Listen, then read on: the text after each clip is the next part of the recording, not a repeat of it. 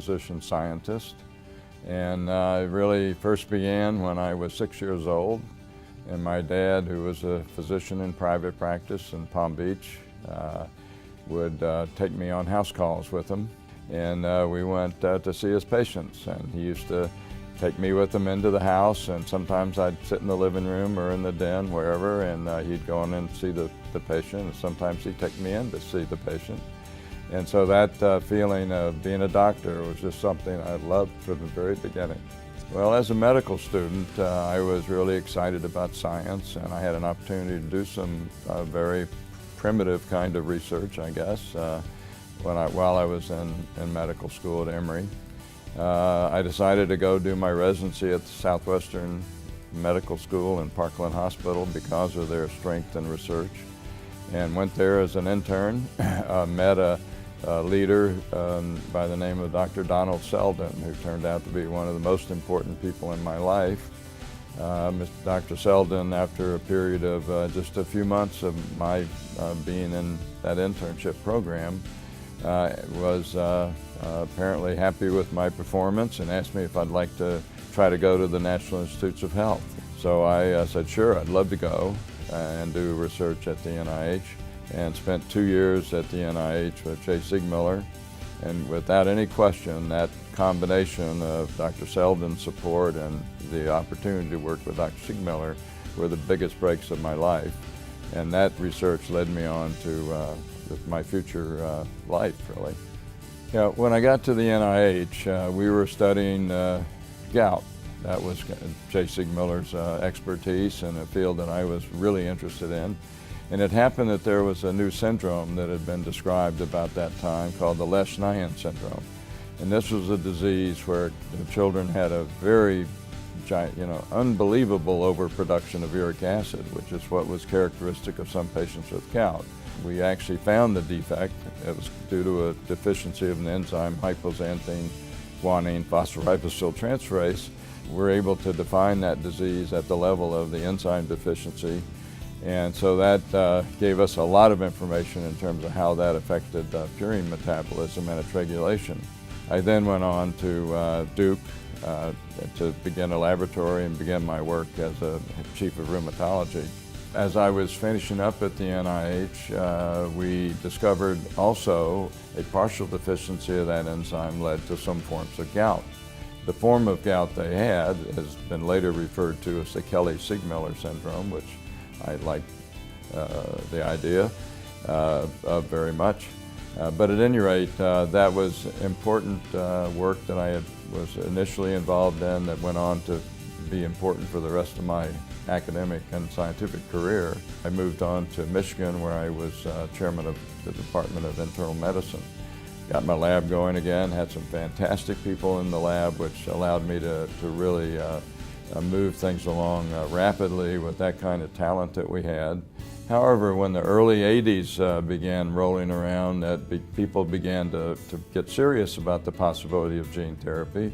The kind of gene therapy they were talking about was what we now refer to as ex vivo gene therapy. Then we said to ourselves, well, gee, ex vivo gene therapy, well, that'll never work. Maybe there's another way to do it. Maybe we can actually take a virus that goes to the brain and put the gene that we want in there into that virus, and then infect the patient with the virus to cause to correct the defect.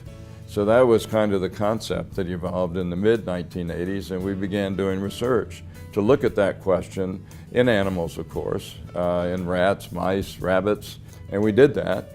We showed expression, so by 1987-88, we had demonstrated that in fact you could do that.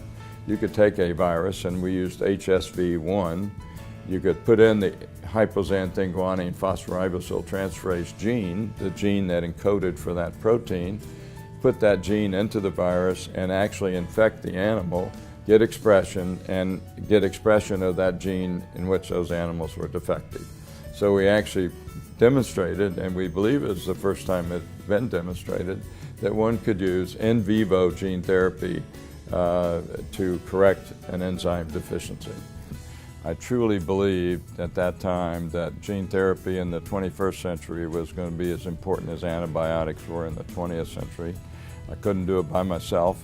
There were a whole lot of people out there a lot smarter than I was, and maybe I could recruit them and bring them together and really put together a critical mass working in the field of gene therapy. But I had an opportunity when I was offered a position at the University of Pennsylvania as the Executive Vice President of the university with responsibilities as Dean of the Medical School and as CEO of the Medical Center. This gave me an opportunity to really have the kind of platform I needed. We brought together people like Gene Bennett, who came in 1991, people like Kathy Hyde, who came a year or so later, Jim Wilson, who came in 1994, Carl June, who came in 1999, all recruited during my time there. We built a fantastic program in gene therapy to support the concept of both in vivo and ex vivo gene therapy, and focused really a tremendous amount of resource and energy on building that gene therapy program. It brings me great pride to me to realize and to see what's happened as the field's emerged.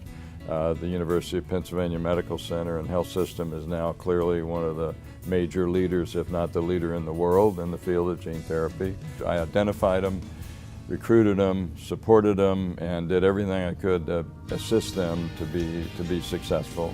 Frequently early in their careers when I could really be of help to them. And that's a tremendous feeling I have of really being useful and helpful to people in their career development. You know, I think there are a number of people that have had a special impact on my life. My father, and by virtue of the important role he played in helping me understand the importance of taking care of patients and the importance of being a doctor. Of course, I have a wife that died after we had married 58 years, and she obviously was awfully important to helping me with anything I needed over my whole professional career. We had 4 children. We have 9 great-grandchildren that are also make me very proud. 8 of them are very healthy and wonderful kids and on their way to, I think, really having happy and successful lives. I'm very proud of them. And I think the whole concept of a fully integrated academic university-based delivery system for healthcare is also going to turn out to be extremely important as healthcare continues to improve and become better organized in this country.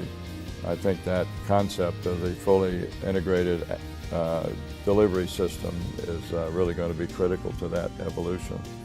You know, I've had the opportunity through being in some great institutions to see a number of really outstanding young people, and it gives me just tremendous pride in having any contact, having any ability to help those young people be successful.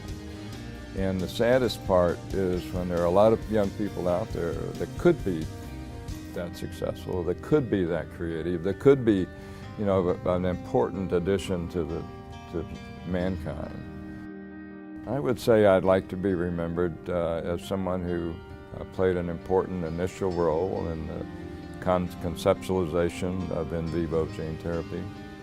That's going to cure a lot of diseases and it's going to make a lot of people happy and well.